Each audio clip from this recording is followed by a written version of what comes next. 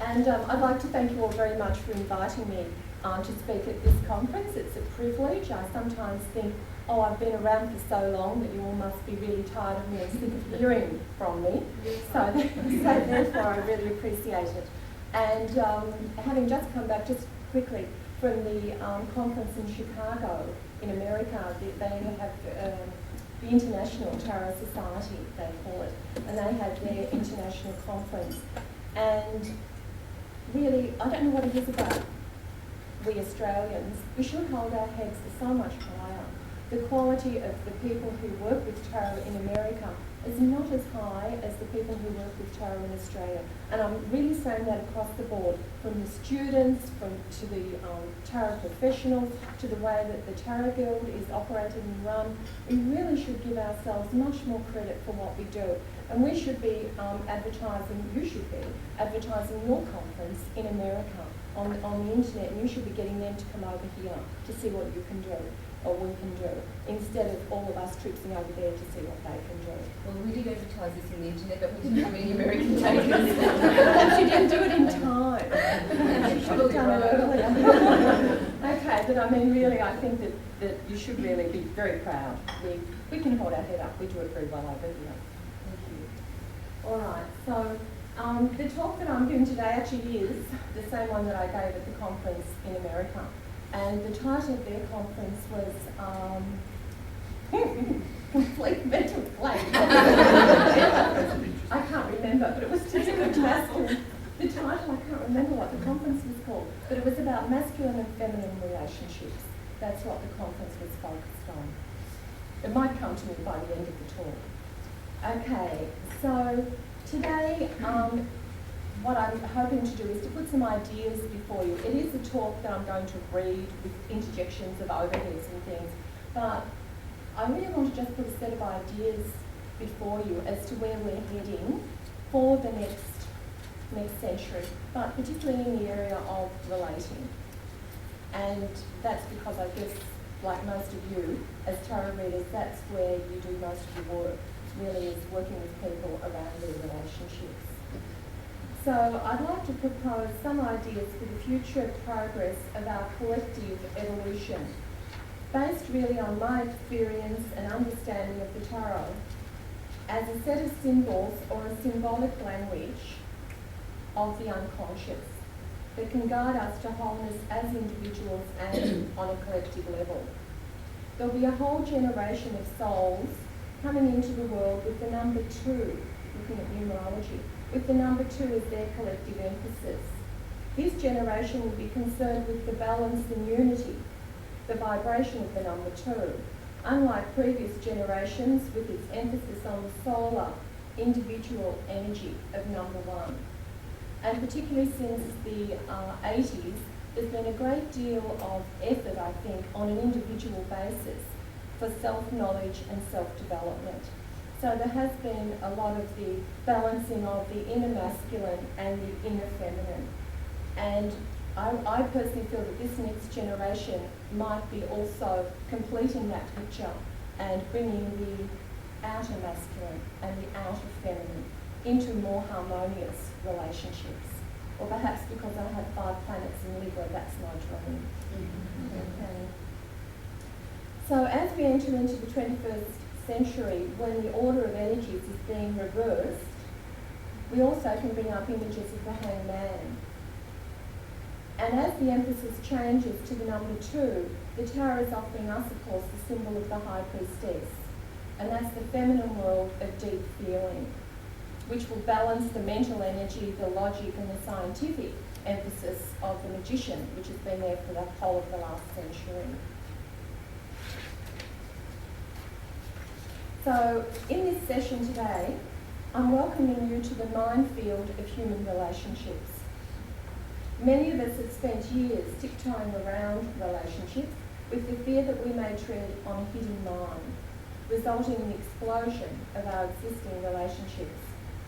Others have decided that this area of life is too threatening and consciously choose to avoid entering into this field of human relationships entirely. But relationships are all around us, intimate or otherwise, And in seeking to know the other, we are seeking to know ourselves. As tarot consultants, I'm sure you will agree that a large part of the questions that are asked in a tarot reading are about this. So I'd like to put an overhead, which will be a very familiar overhead, I would think, to most of you. And I would like to draw your attention to these archetypes of the major arcana, and in particularly in a comparative way to the idea of the heroic quest, as described by Joseph Campbell in his book A Hero with a Thousand Faces, where he describes the hero as the man, and I'm sure he also means the woman, of self-achieved submission. The man or woman who has been able to battle past his personal and local historical limitations to be reborn, to return to us transfigured and teach the lesson he has learned of life renewed. And we can see all of that quest in these 22 major arcana cards. And to relate these stages to the major arcana, the first row of images can be seen to represent our history in image form. Figures who have affected our early life patterning and the formation of our belief system. So we have in that first row the Empress, the Emperor and the Hierophant as the particular images of those powerful figures in our early childhood that have affected our life, our belief system, our ability to organise and to accept discipline and criticism and to love and nurture ourselves. When we get to the card of the Chariot, it's a departure point where we begin to take on the role of the hero and undertake our own heroic quest. And we may undertake this heroic quest many times during our life. But the first time we reach this phase of development symbolised by the Chariot is often at adolescence or young adulthood. The phase of the Chariot can often indicate a time of psychologically leaving home or moving out of comfort zone. It's a time of getting outer world goals, striving to be successful and forging ahead. In this phase, the needs of the feminine self are often necessarily relegated into second position. We can also see in this phase the very necessary disconnection from the dependency on the mother. We can look to the work of Sigmund Freud as the father of psychoanalysis, who identified the Oedipus phase of development and the unconscious attachment to this phase as the Oedipus complex. So, depending on how well we carry out this separation at this first point in our development, will have an effect on how we separate from every other situation throughout the rest of our life. We can also see in this, the second row of cards can be seen as the tests and challenges the hero faces in accepting the needs and desires of both the masculine and feminine nature, and shows the sacrifice in the Hangman the ego self is required to make to adapt. This is where our bright and shining star must submit to descending and disappearing. At this point, it is not our attachment to comfort zone that is difficult to leave, but the ego identification with power and masculine pursuit. So the card of the wheel of the Hangman is opposite to the card of the Chariot, because it is in this phase of the Hangman that the ego or narcissistic self undergoes suffering and death. The final row of images uncovers the potential of the unconscious and releases the repressed aspects of the self. This opens the gateway for us to disconnect from negative parental or early life patterns, recognise the authentic self, which I see as the card of the star, and reclaim aspects of the lost self, which I see as the card of the moon. We are then able to see the self as separate and at the same time at one with the universe, which promotes self-healing.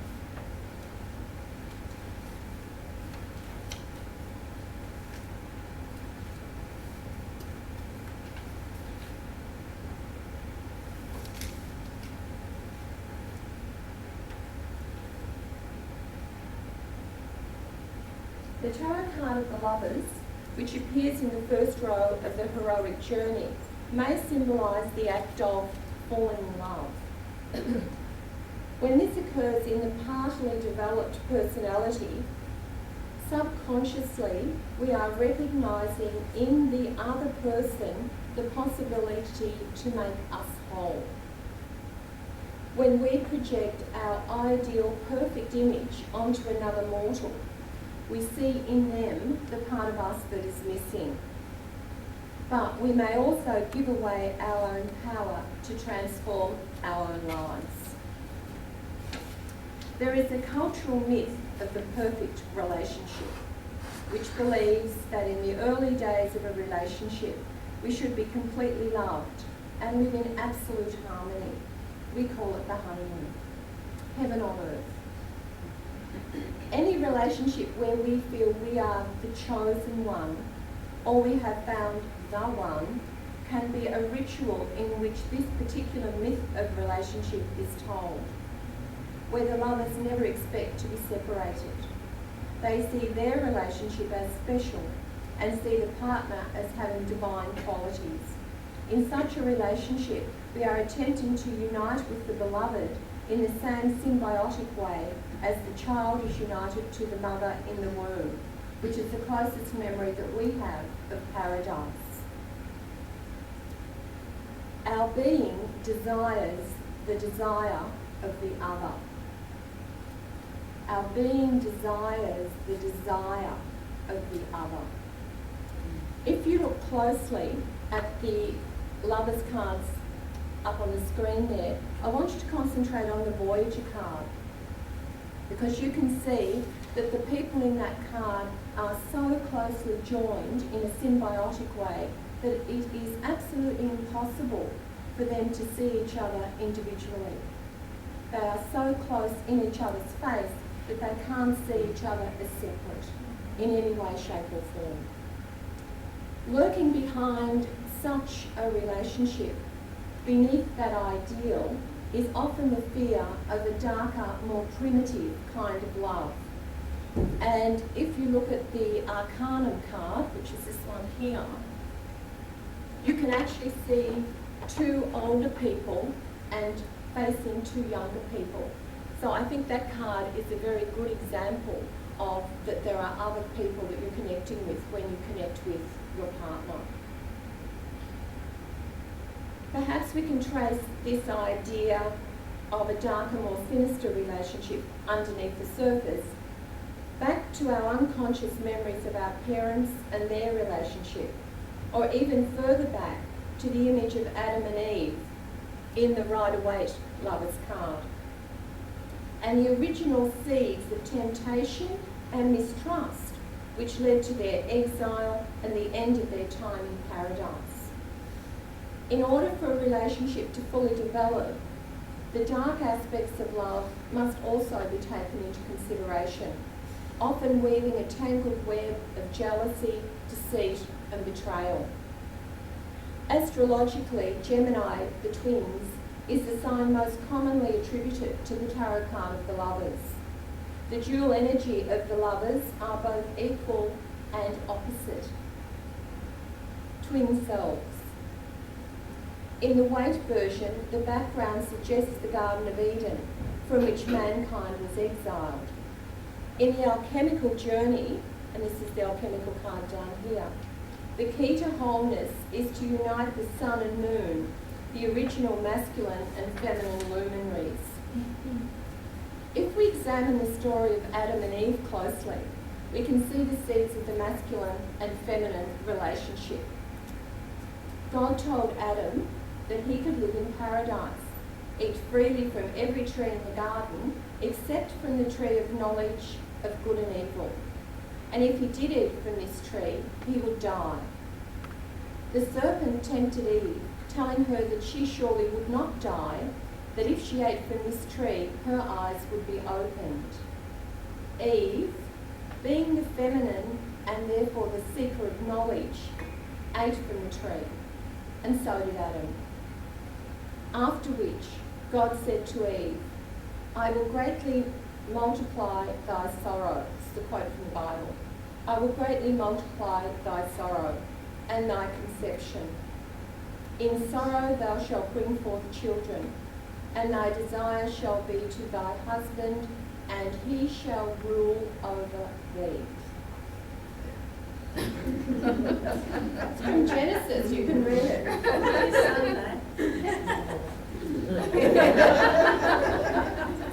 God said to Adam, because thou hast listened to the voice of thy wife, cursed is the ground for thy sake. For dust thou art, and unto dust thou shalt return. I ask you, if this was your relationship, you probably wouldn't feel that it had a promising beginning for the establishment of harmonious relating. But that's our collective, that's one of the myths of our collective beginnings. However, looking on the positive side, it certainly would provide a challenge. We could see Eve as opening our eyes to knowledge. Living in paradise is not very challenging. And this could also be seen an image of living in ignorance or half knowledge. In relationships, we seem to either be attracted to relationships where the ideal of paradise is maintained by keeping the ideal image of the partner intact, thereby avoiding disruptions in paradise. Alternatively, we are attracted to relationships which are extremely challenging and involve destructive patterns, denial and projection. Anyone connect to that? There is a quote from Helen Sidra Stone's book, and I don't know if you're familiar with that, called Embracing Each Other, which sheds light on the origins of these bonding patterns. And to quote from that book, the people in the world whom we hate, judge, or have strong negative reactions toward are direct representations of our disowned selves. Conversely, the people in the world whom we overvalue, particularly emotionally, are also direct representations of our disowned selves. So long as a disowned self is within us, we will continue to repeatedly attract this particular kind of energy pattern in our life. These bonding patterns have their origins in very early life, not only with our parents but also with siblings, with whom we fight for our place to be chosen as the special one. These relationships are also our first opportunity to create equal and democratic relationships. Our experience of them affect our future relationships with partners, children, friends and colleagues.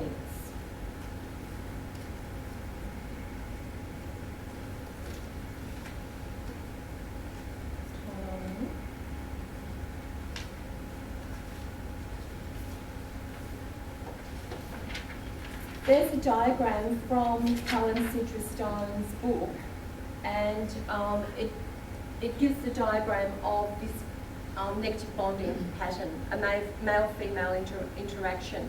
And you can see the connection there that all four are having a relationship. There's a relationship between mother and daughter, a relationship between father and son, a sub-relationship between mother and son, and a sub-relationship between father and daughter. And so it's from that relationship, like the daughter, the first relationship she has is with her father in that masculine feminine component, and the mother and son as well. Did you write with that? Can I take it off?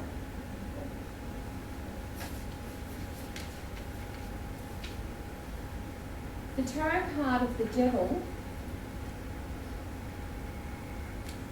The tarot card of the devil can be seen as an image of the denial of new life. That's my favourite meaning for the devil. The denial of new life. The creative life force of the feminine and masculine energy that we saw in the card of the lovers is chained and restricted in the unconscious. In a relationship, this image can represent the repressed and feared aspects of the self, which we keep chained in the unconscious, the ego fearful of what mayhem they may create if we set them free. The devil can be seen to hold the potential for anarchy, which is the next card of the Tower.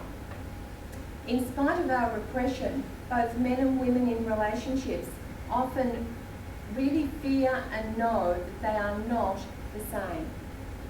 The ideal of relationship cannot be met, and many long-term relationships end, bringing a sense of failure, anger and disappointment that the closeness and the intimacy cannot be maintained. This feeds the illusion that there is no place for anarchy and confrontation in an ideal relationship. However, it is through the process of releasing these aspects that a relationship can be a psychological vessel for the confrontation with the self. Through the owning of our projections, we can integrate and heal ourselves.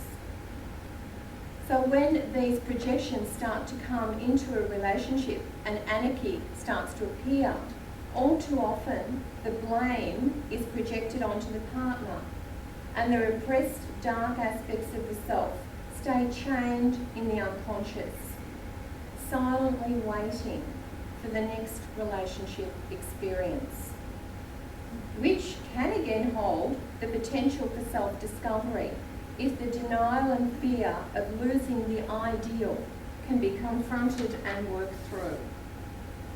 The tarot card of the devil can be seen as symbolising indifference, which is what actually kills relationships, when passion no longer exists.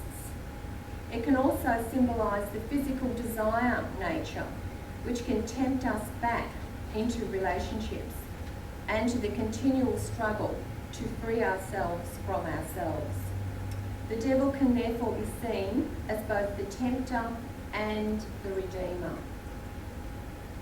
The humorous aspect of the devil can be accessed, and I quite like the Voyager card for this. The humorous aspect of the image of the devil can be accessed, which can give us the ability to laugh at ourselves and the games we play. Sometimes in relationships, more can be accomplished by humour than by deep and meaningful discussion. I'm 53 years old. I have been in relationships for most of my life. It has taken me 50 years to learn that lesson. And interestingly enough, there are many television programs such as The Simpsons, Married with Children, which I used to detest, which told us something, that give us scapegoats for this humour and allow us to look at it outside of ourselves. And we can learn many, many lessons from these sorts of programs.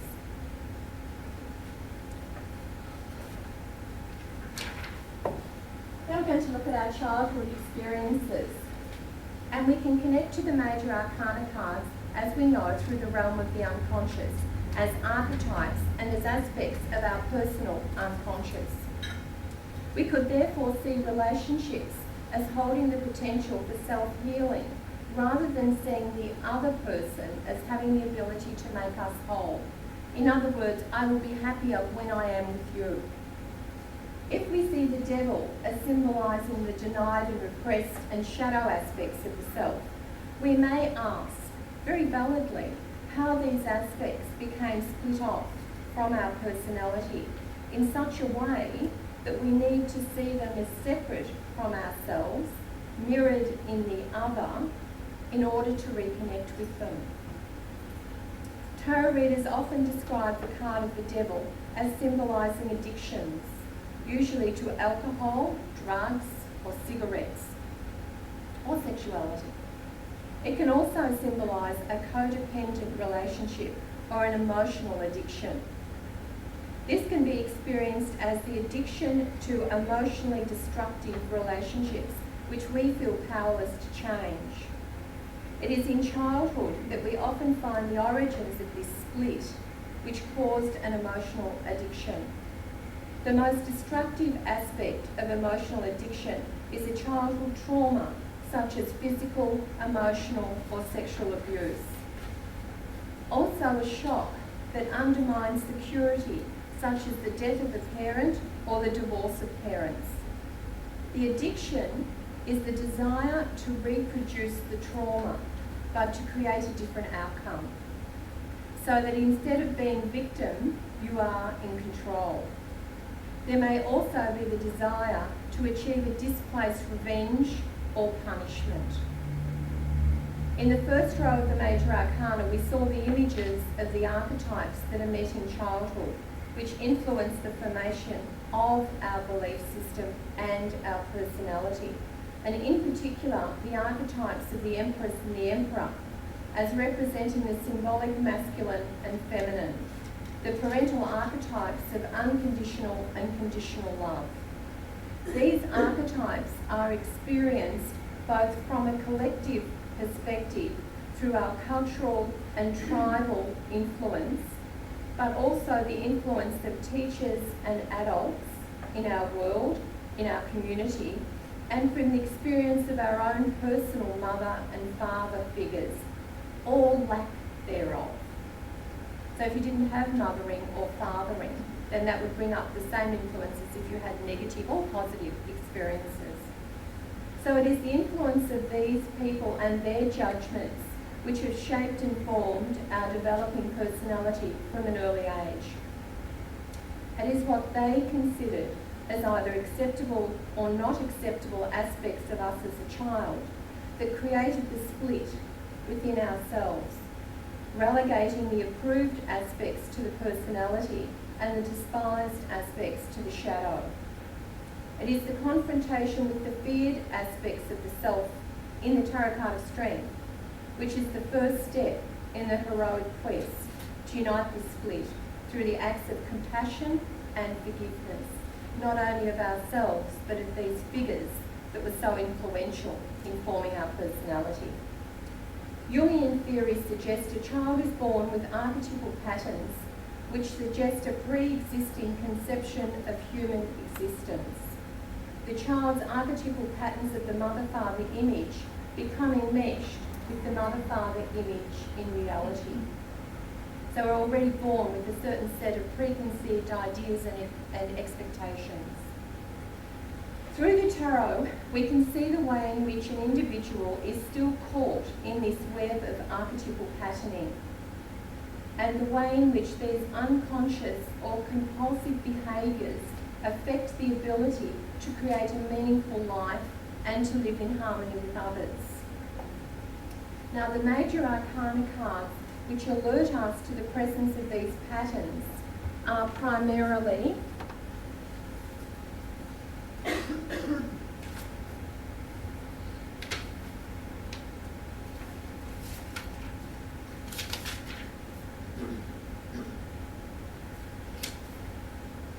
the Devil, the Moon, the together with, by themselves or together with particularly, the Empress or the Emperor. Let's look at the card of the Moon. The images of the Moon card can symbolise a state of being where we feel overwhelmed by our emotions. In this state, we may feel insecure and unsure of our direction. We may be inhabiting the formless world of the feminine. I personally see the Moon as a birthing phase and connected to the time we spend in the womb of the mother. Also to the very early months of life, where we are unable to separate self from the mother. In order for the child to have its needs met, there is a strong instinctual bond between the mother and child in these early months of life. If the mother is not responsive to the child's needs, even momentarily, the child feels a sense of abandonment, which cannot be understood logically, as the child is unable to understand language. This instinctual, non-verbal communication between mother and child often continues throughout life.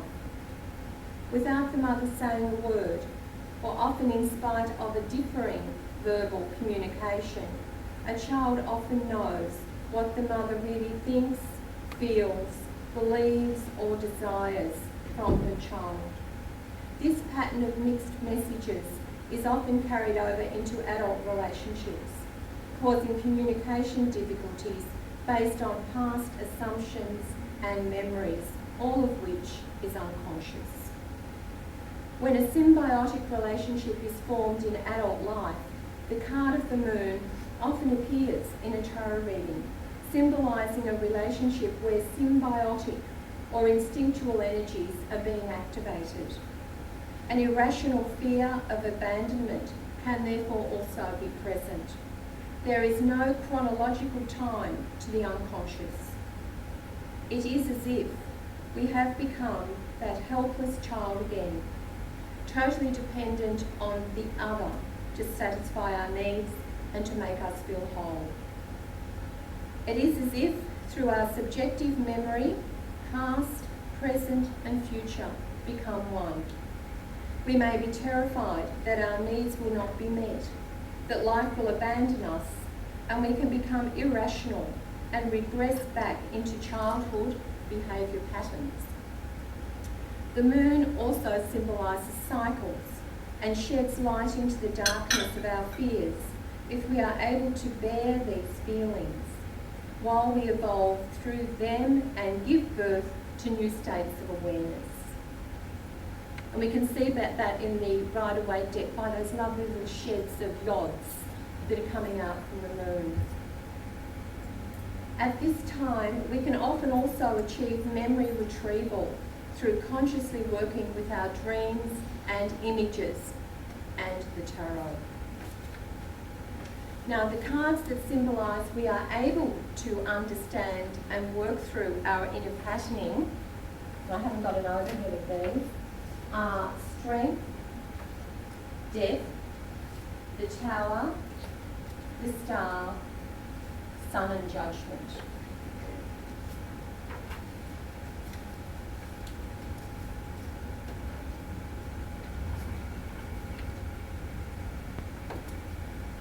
So I'm putting Judgment in the World on that overhead together. The World card symbolises the completion of the process. The Judgment card, when you see it in a reading, shows that there is an inner calling to change, an inner calling to unite, and I really do like the Rider-Waite Judgment, to be able to unite our masculine and feminine, and also to be able to release our inner child in its pure, as it was meant to be, state, without the impressions of all those influential people in our early life. And it is only when we get to that point that we're able to move into the World card. So as a planet, Judgment is number 20, and I know Evelyn spoke about Judgment yesterday, so I don't want to repeat, but being number 20, you can see the other people also in the water at the back of the card, and I really feel this card is the symbol for the year 2000, because as a collective energy, we're trying to rise out of our past and evolve into a new state of being. And the World card symbolises the completion of this process. It shows an image of wholeness, where the inner split within the self has now been healed. An inner state of unity has been achieved. We are now able to fully participate in the intimate dance of relating with a new sense of freedom and of oneness. Also, we must remember that the figure is said to be androgynous or hermaphroditic. And one of the things that I think we need to really be aware of is not only to appreciate the sameness between the different sexes, but also to be able to appreciate the differences. And if we were all the same, then we would live in a totally hermaphroditic, androgynous world. So if we're going to continue to relate, and quite frankly we need to do that for the continuation of the human race, we also need to appreciate the differences that man has from woman. And it was very interesting for me when we were travelling recently around the world. I actually felt quite sad, particularly in France, because the French, to me, I've been there several times, have always been distinctly French. And they've held on to their tradition and their customs and really, quite frankly, said to the world, stuff you. Okay? Well, it was quite sad to me to go to France this time because of the European Common Market, to go on a tour of Paris, to have the tour guide not pointing out with such enthusiasm the Eiffel Tower and Notre Dame, but pointing out to me that they now have McDonald's. Oh, no. They now have a Warner Brothers store, okay? And that really touched me quite deeply and quite sadly. And I thought we do need to have an understanding of our differences, but I think we also need to hold on and appreciate some of those differences. And I actually think Australia as a country is a wonderful example of that. We're able to have a lot of cosmopolitan, different cultures in our country to be a whole, and also to allow those people to still hold on to their traditions. That's just my spiel. All right.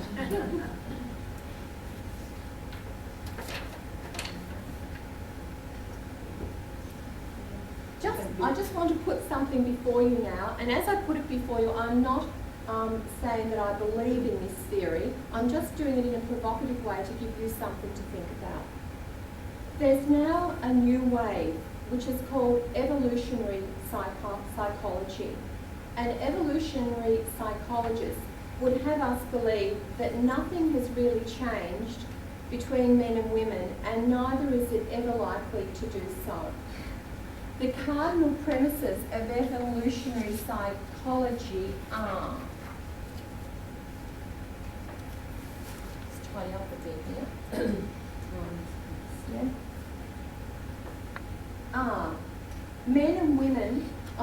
Men are more promiscuous and less sexually reserved than women. Women are inherently more interested in a stable relationship than are men. Women are naturally attracted to high-status men with resources. Men are naturally attracted to youth and beauty. Our core preferences and desires were hammered out 100,000 years ago in the Stone Age and before, and have not changed since, and are not likely to change in the future. Okay? Remember, I'm just doing this provocatively for you to think about. Now I want to introduce just a little bit of humour. This is what men want from women. In case you can't see. Big lips, perky breasts, no head for maths, coy, a young woman, preferably lots of them, childbearing hips, nice skin, and feet that just want to stay home. In the same vein, to be fair and equal, let's see what women want from men, according to the evolutionary history. Oops. Okay, so women want a devoted man. A man who's just a little bit dominating. Balding, wrinkles, rich. Alpha sweat, and their feet firmly planted on the ground, good at guarding the woman. I don't know what, maybe you agree with some of that. Tongue in cheek, says me. Okay, so we could probably passionately debate this at length, and we'd probably have some people who would quite be able to appreciate the evolutionary psychologist's viewpoint. I could even play devil's advocate and say the evidence suggests that a lot of this is true, and that we may even like it this way. And as we are pre-programmed before we are born with a set of expectations around relationships, if we follow Carl Jung's theory, we are mostly from a Western culture. So in our unconscious, like our genes, they're predominantly, if I look around this room, probably going to come from Western backgrounds. So I'm going to use as an example today from mythology, Hera and Zeus. And just to tell you why, there is a lot of wisdom to be gained from looking back to the past and to retrace inherited beliefs back to the time of mythology. In the relationship between Hera and Zeus, we can see archetypal images of the split between the masculine and feminine archetypes. Their relationship, as I'm presenting it, is as an image of a negative parental relationship. Zeus was head of Olympus.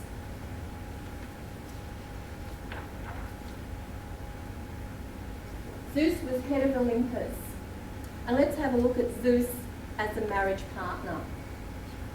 He had boundless energy and need to produce children. He needed to know that the children of the women he had sex with were his. Zeus does not practice fidelity to Hera.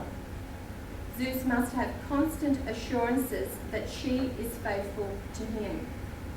He is only interested in the sexual act of procreation and has innumerable affairs with other females and fathers their children.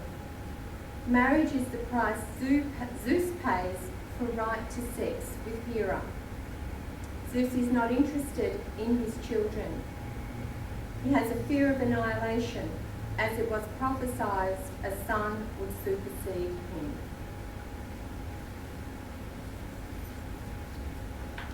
Hera has a more complicated image.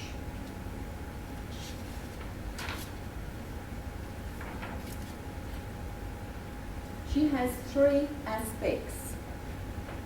Young girl, Hera married, and it was through marriage that she gained meaning and purpose for her life. And Hera widowed or separated. Hera is a Freudian slip. Hera widowed or separated.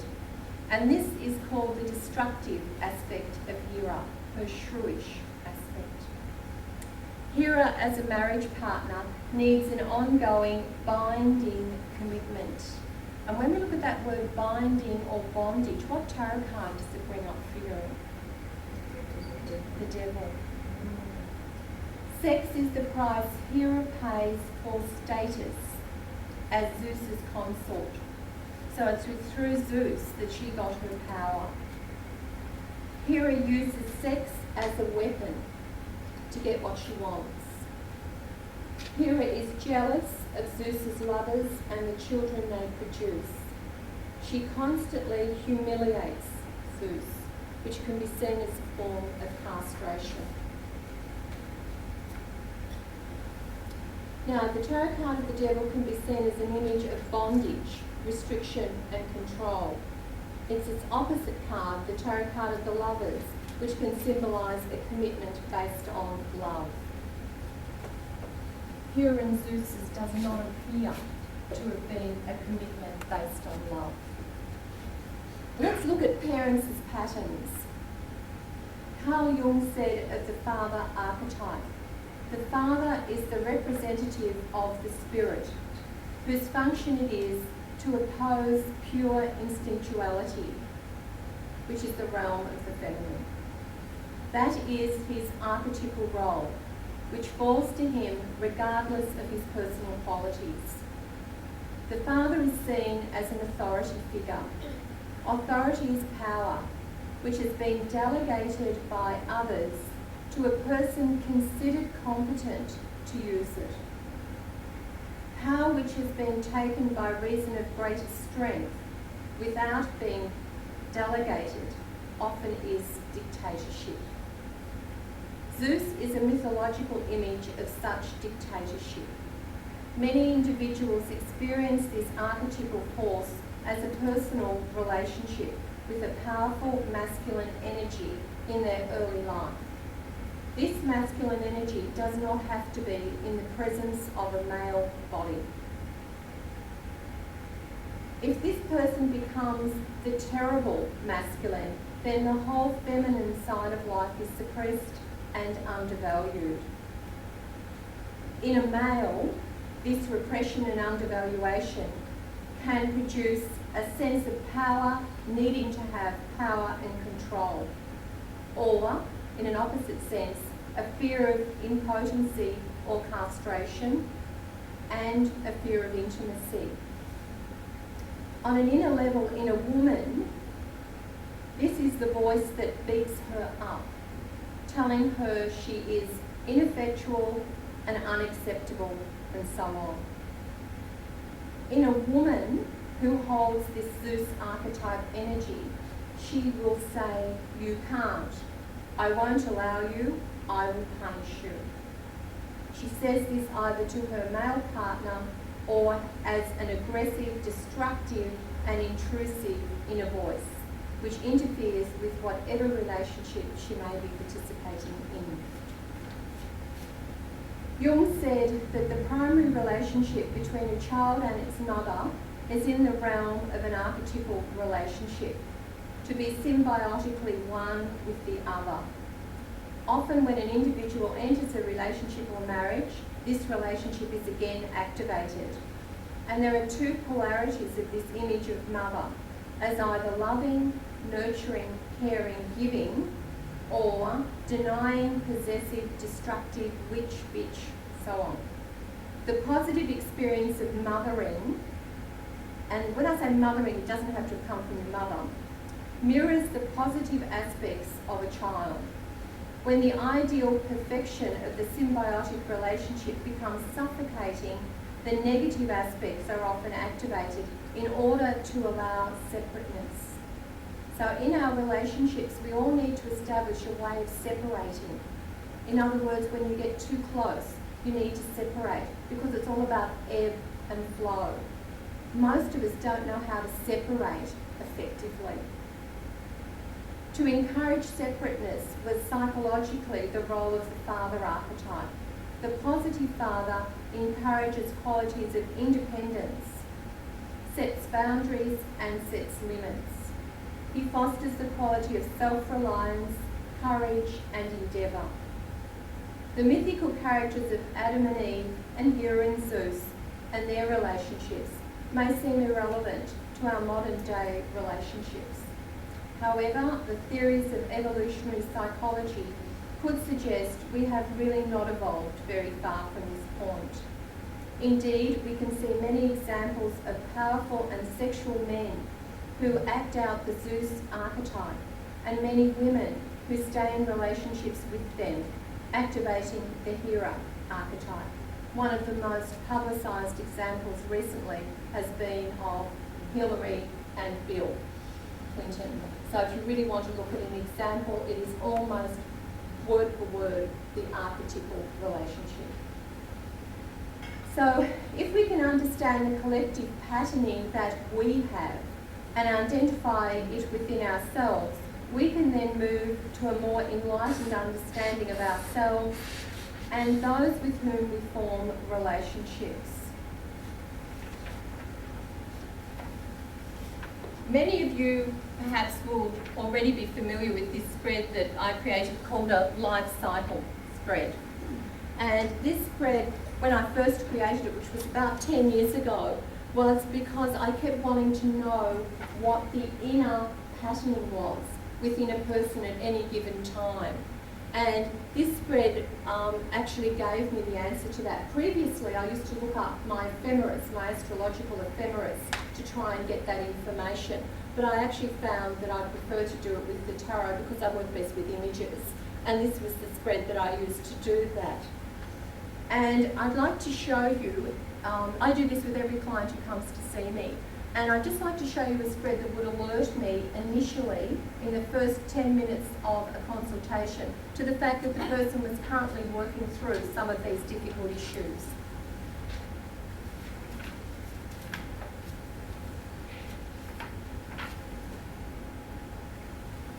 Okay, so if I saw a spread like that,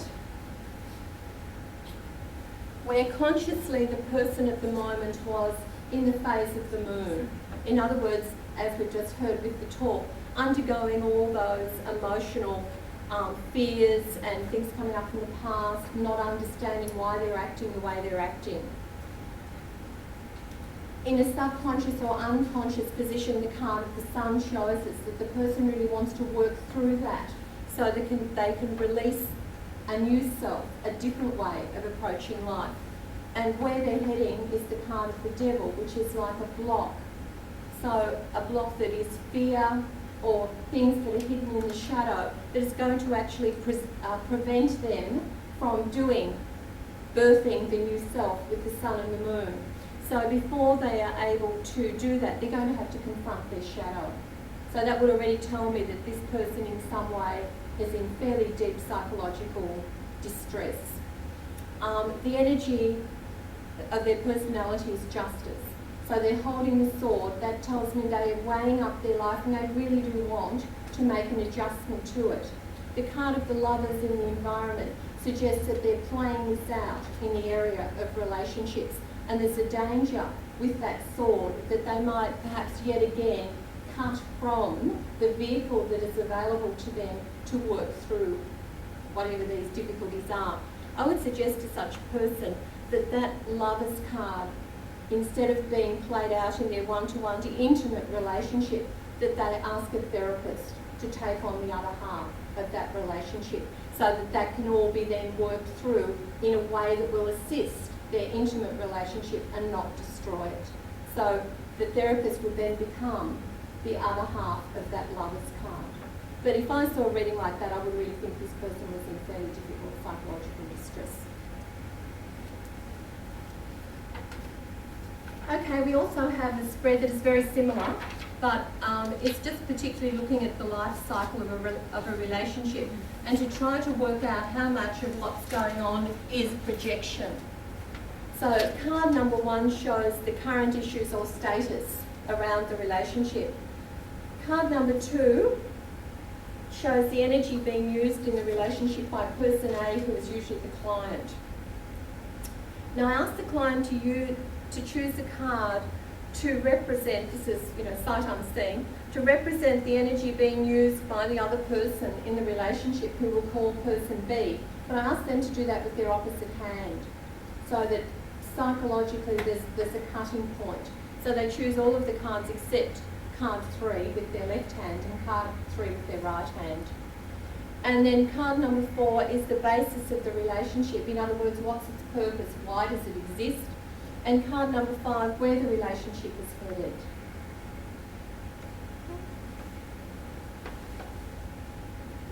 And I'll give you an example of one of those.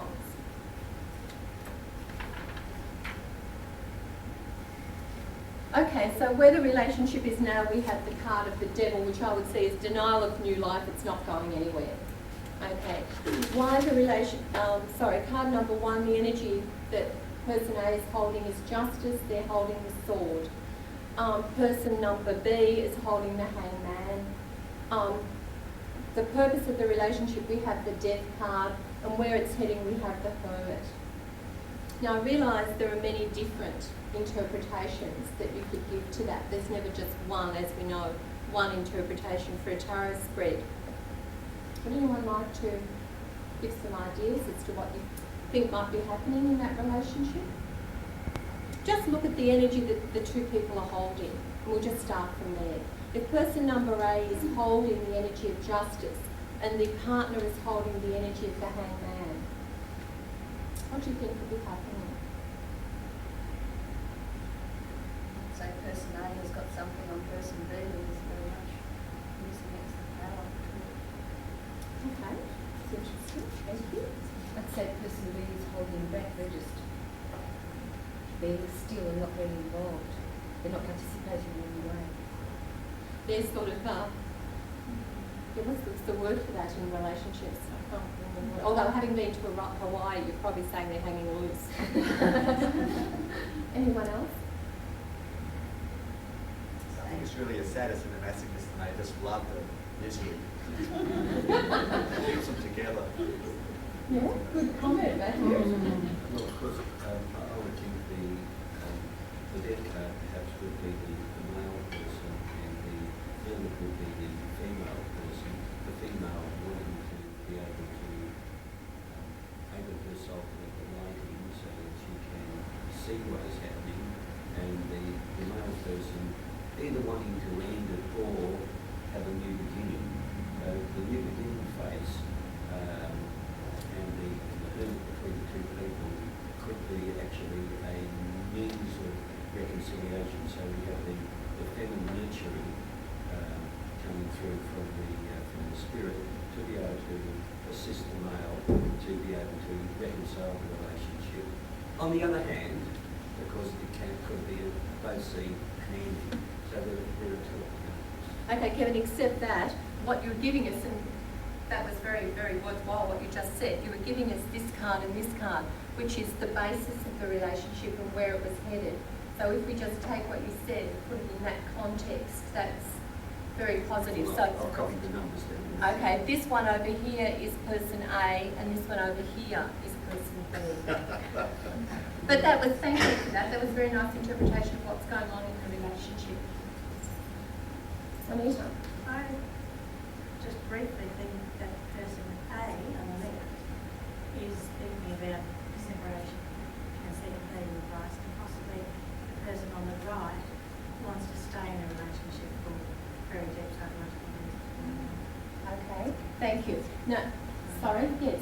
Oh, I was just wondering whether the person on the right really hasn't integrated themselves terribly well and sees in the person on the left their own unresolved issues and is sort of pleading for that reason, and that they really need to work on their own problems, you know, to sort of take them back to themselves and work on them. And I think it's a very dependent relationship. Thank you. It is. And you see, what they share together is the card of the devil. And that's what we've been just listening, you've been listening to me go on about all morning. They both share that. So in all likelihood, if they went to counselling, they'd find that actually this person and that person could interchange their cards. You'd probably feel that the person who was most fearful of letting go is actually the person who seemingly wants to end it. And the person who seemingly wants to stay in it is probably more capable of ending it. So we've got with the devil always incredible projection. So the best they can do is to own what they're projecting out onto their partner. So if you project out onto your partner, I don't need you. You know, I can live my life without you. I don't need you at all. And that's said with not just a rational, logical, having organised your life, but really said with passion. Then I would suggest that, you know, you need me, I don't need you, is very much the realm of the devil. And that both people will have to look at their dependency needs in that relationship. And I always like that lovely image of the hermit looking down at the devil. And when you look at the row of the first overhead that I put up, where you put the tarot in the 3 rows, naturally the hermit shines light into the card of the devil. So it's like it really is through looking and with a guide, someone else to hold the light for you, does help you to look at your unconscious and your shadow and to really see what's in there. Okay. Now, some of you may not want to do those spreads, so let's have a look at the good old Celtic cross, which I'm sure most of you who work with tarot are familiar with. And if you were just doing a Celtic cross about a relationship, that would to me alert me to again some of those patternings. Okay, we can see that there's a lot of hurt and pain going on in the relationship. So would someone like to perhaps attempt to read that for us?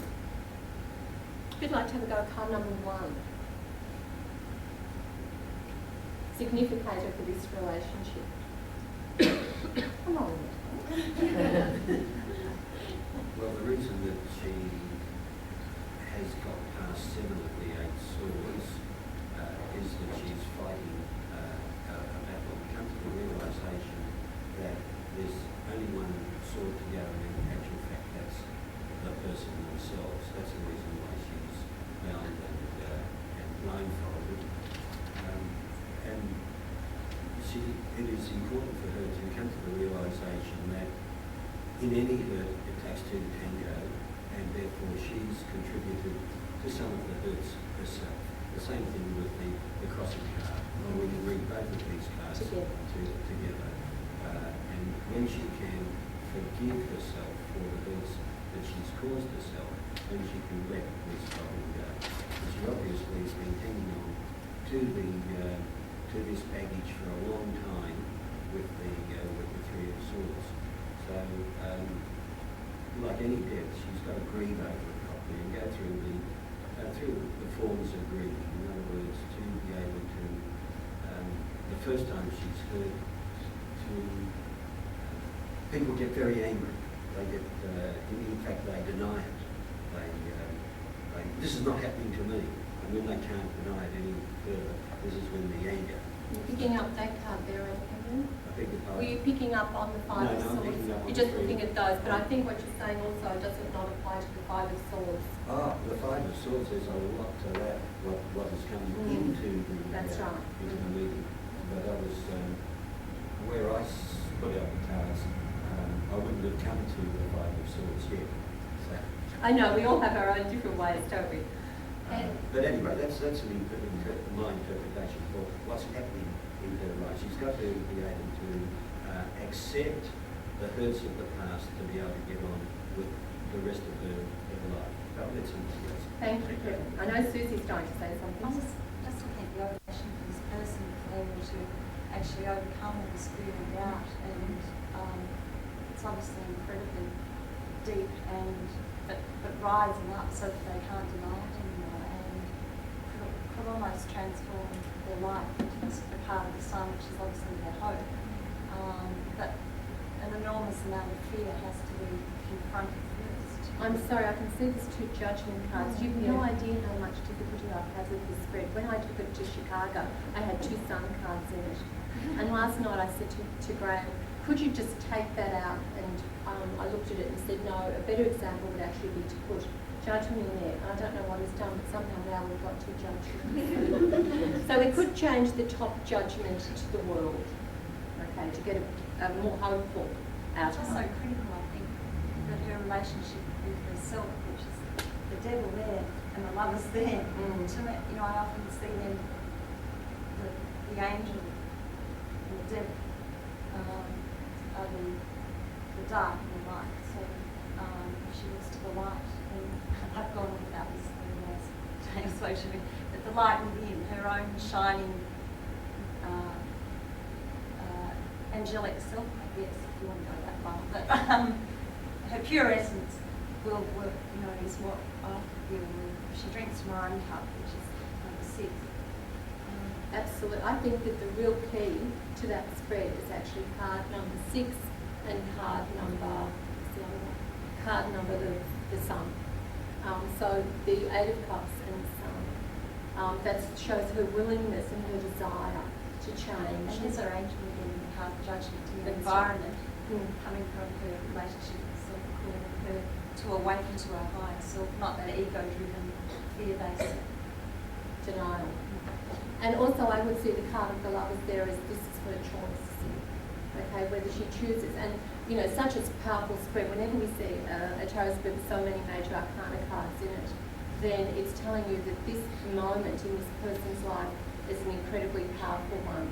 So we always need to be very mindful of that when you read the spread. But I think the crowning card of the lovers, I would probably read as saying you have a choice. You either choose to go in one direction and to develop a relationship with yourself, or you continue to repeat all the hurts over and over and over again. Okay. Thank you for all of you who contributed. That was lovely. Thank you. And it's always good, isn't it, just to see the different ways in which we all view a tarot card. So if to conclude all of this morning, I would ask the question, are we to remain prisoners of our past, condemned as a planet to repeat destructive behaviour in the relationship area of our lives? Have our childhood patterns become so encoded in our brains that we are chained to them for life?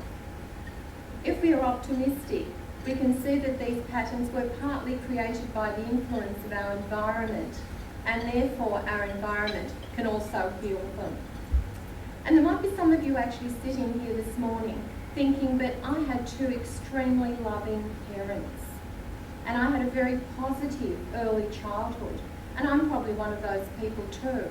But that in its own way also can cause relationship problems later on, because you expect your relationship with your partner to be as perfect as your relationship with your parents was. You expect to be as loved as nurtured, as protected, and as adored as you were by your parents. And it often comes to these people as a great shock to find out that that's not necessarily the way it is for everyone. And if you then, as you often do, attract someone towards you who comes in the Two of Cups towards you with a totally empty cup, it can come as a very big shock. Okay. So just to complete, looking back over time to mythology, or to the beginnings of psychoanalysis and Freud's theory of a split psyche, it would appear that as a collective we've always been faced with this dichotomy. Later psychoanalytical theories have suggested that this function of splitting is a function of the mind. And in the tarot we have images of the negative power of the mind, and particularly in the mythic tarot we can see the story of Orestes, who was told, his story is told through the Suit of Swords. And this mythological story is a perfect example of the inner struggle between the influences of the masculine and feminine parental archetypes in the form of a collision of principles. The tarot I find to be a most effective medium to identify the patterns that we've been speaking about this morning. Through the images of the cards, we can externalise these unconscious compulsions. They can then be examined in the light of adult understanding. We are able, if we choose, to take responsibility for cutting the ties to our emotional addictions, leaving us free to relate as separate human beings in relationships based on reality, equality, and love. Once these patterns are identified in a relationship tarot reading, the client can be offered varying forms of therapy in order to assist the healing process. And often it's very important to choose with the client the right therapy for them.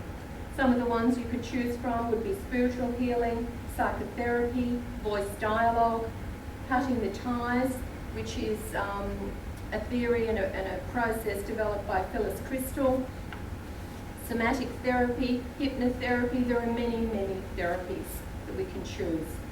Also, I'd just like to take a moment to mention our responsibility as parents, which is an incredible responsibility.